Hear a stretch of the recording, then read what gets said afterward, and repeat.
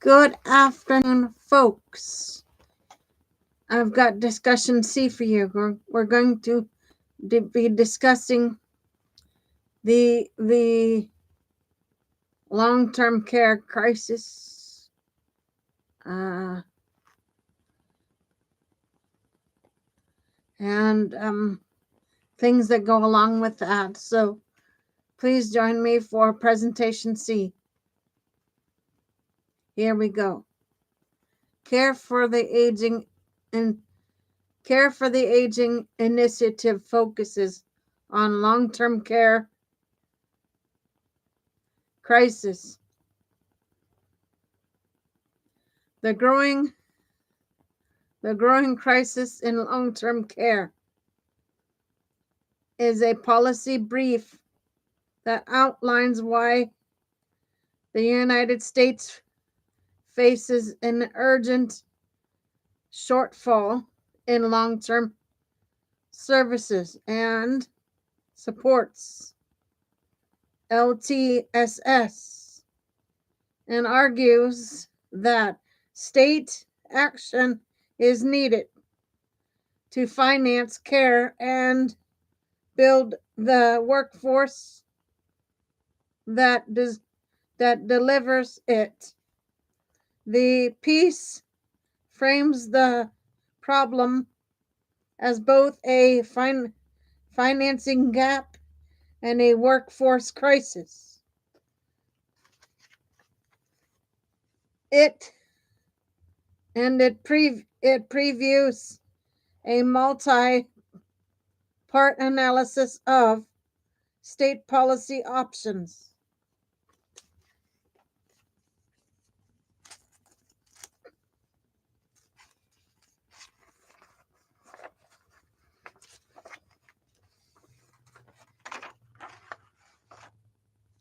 Care problems. The article highlights rapidly rising demand. About 10,000 people turn 65 every day, and roughly 70% of people over 65 will need some form of long-term care, LTSS, in their lifetime, increasing demand for home and community-based care. Inadequate financing. The current system relies heavily on Medicaid, which can force middle-income people to spend down assets to qualify. Private long-term care insurance is unaffordable for many, and Medicaid's optional status for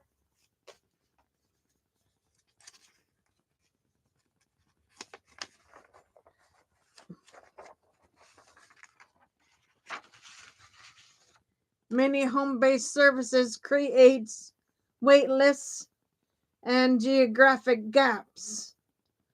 Workforce shortages. Meeting future needs requires hiring and retaining a very large direct care workforce.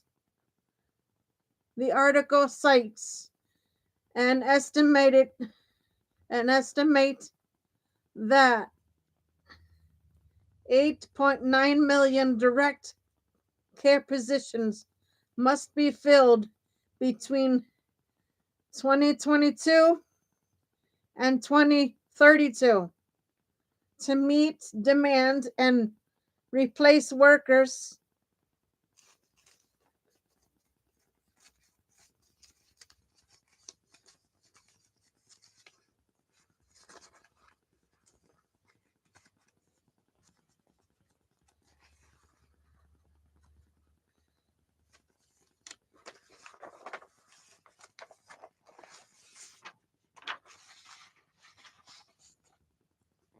state social insurance models. The article points to state experiments, notably WA Care WA Cares in Washington as models for payroll-funded LTSS social insurance that would provide benefits to contributors similar to employment or workers' compensation, workforce strategies tied to financing. Any sustainable financing approach must include explicit workforce investments, training, recruitment, and better pay conditions, because expanding benefits without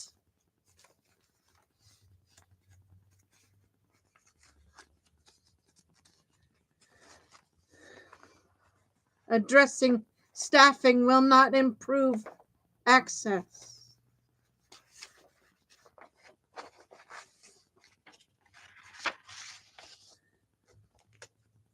Why this matters: for people who need care, without new financing and more workers, many older adults and people with disabilities will face limited access, long wait lists, or catastrophic out-of-pocket costs. For policymakers, the article urges states to consider integrated solutions that combine financing reform with workforce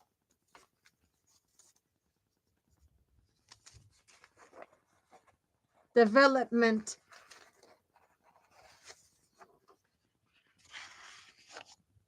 Rather than treating those problems separately.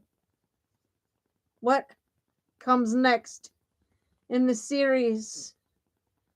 The blog is part one of a three-part series. Upcoming installments will examine how state LTSS social insurance programs can finance care more equitably and present workforce recommendations derived from interviews and policy analysis.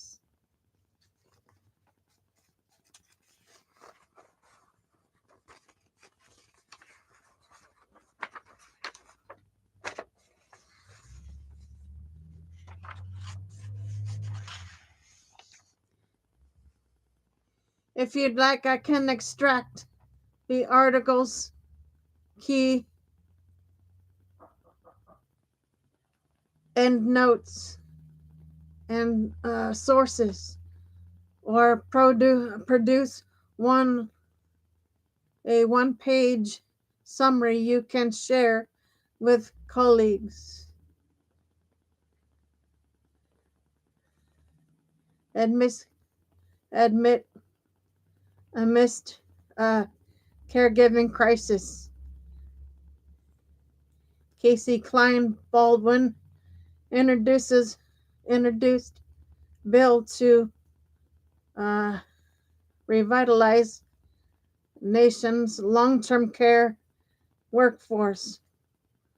A Senate Committee on Aging press release announcing the introduction of the Long-Term Care Workforce Support Act, a federal proposal aimed at confronting the deepening shortage of direct care workers across the United States.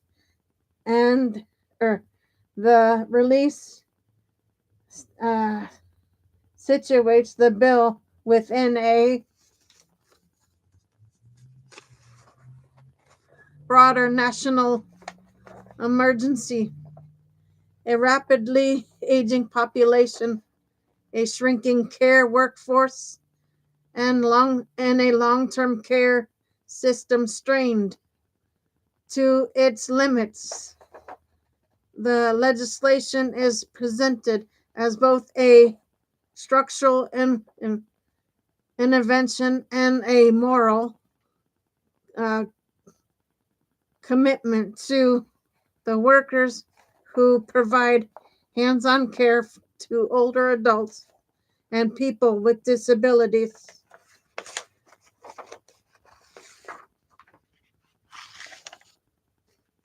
What the bill would do: invest directly in the caregiving workforce. The bill proposes a suite of federal supports, grants, training programs, career ladder,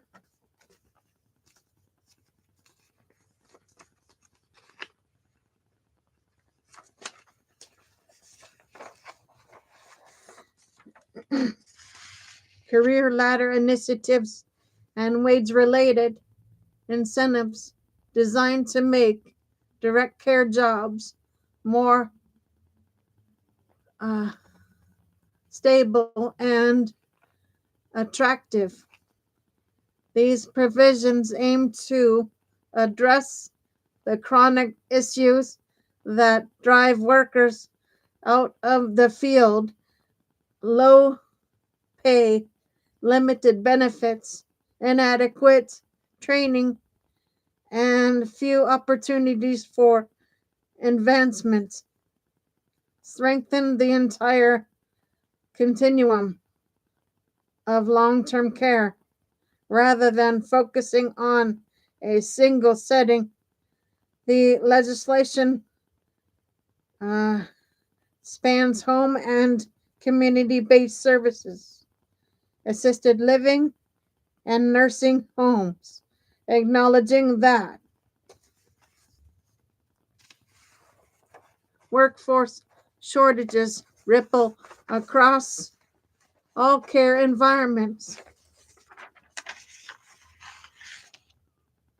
By building a more coordinated pipeline of trained workers, the bill seeks to reduce bottlenecks that leave families without options and facilities unable to meet staffing requirements. Support states and providers. The bill includes mechanisms to help states expand training capacity, modernize workforce data systems, and partner with community colleagues, labor organizations, and employees to build sustainable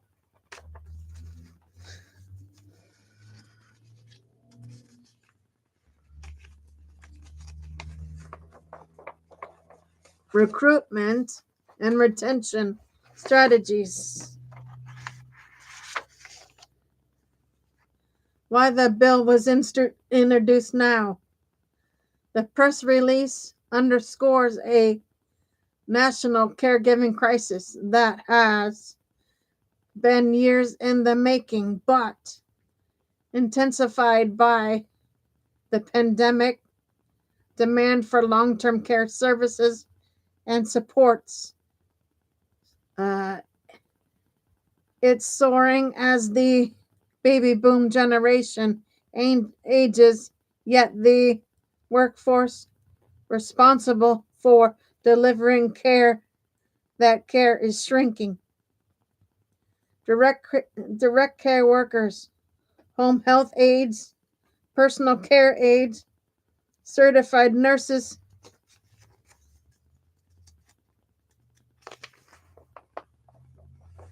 certified nursing assistants are described as overworked and underpaid, a phrase that captures the structural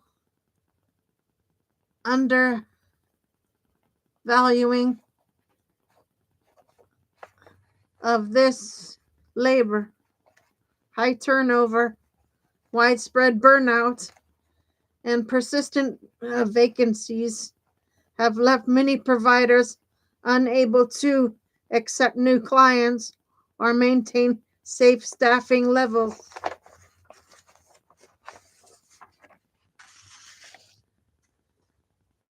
Policymakers highlighting that without federal action, the gap between the number of people who need care and the number of workers available to provide it will continue to widen, threatening access.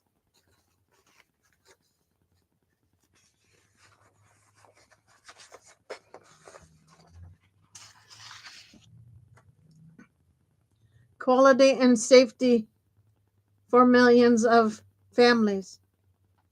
Who is sponsoring and supporting it?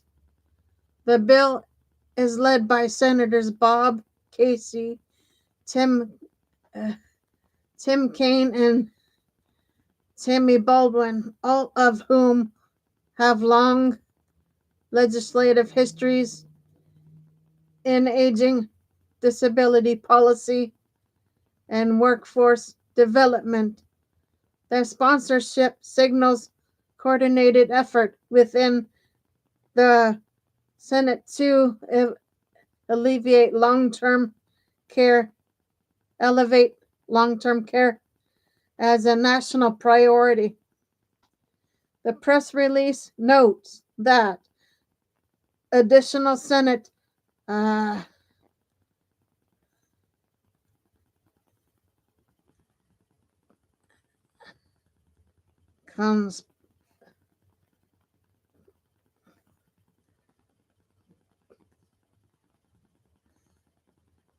co-sponsors and hold on, House allies are backing the effort, reflecting a growing bipartisan recognition that long-term care workforce crisis affects every state, demographic, every district, and every demographic group. The proposal is also sponsored by a broad coalition of stockholders, advocacy organizations, providers, provider associations, labor groups, and disability rights leaders who view workforce stabilization as foundational to any meaningful reform of long-term care.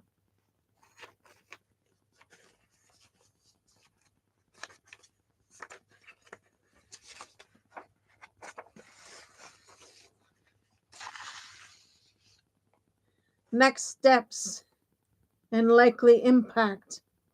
With introduction complete, the bill now moves to the relevant committees for review, debate, and potential amendment. This process will depend on negotiations around funding levels, alignment with broader healthcare and workforce packages, and the political will to prioritize long-term care in a federal budgeting.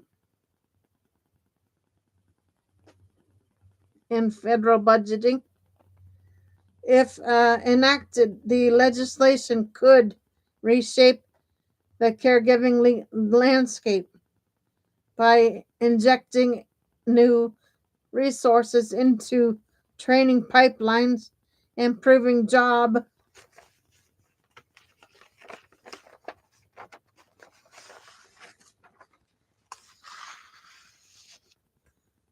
quality and helping states and providers rebuild a workforce that has been eroded for decades. Supporters argue that the bill's impact would extend beyond workers.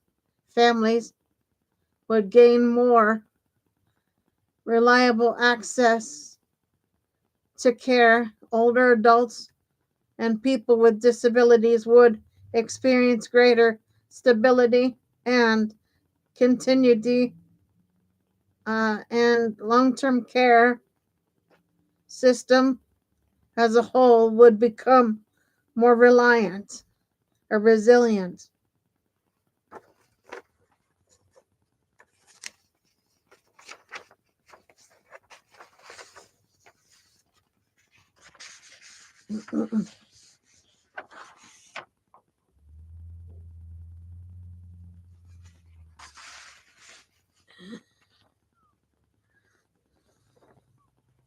Map how this bill aligns with other federal and state long-term care initiatives. Okay, guys, that is your C for now. For now, Gator Wellness, take care, folks.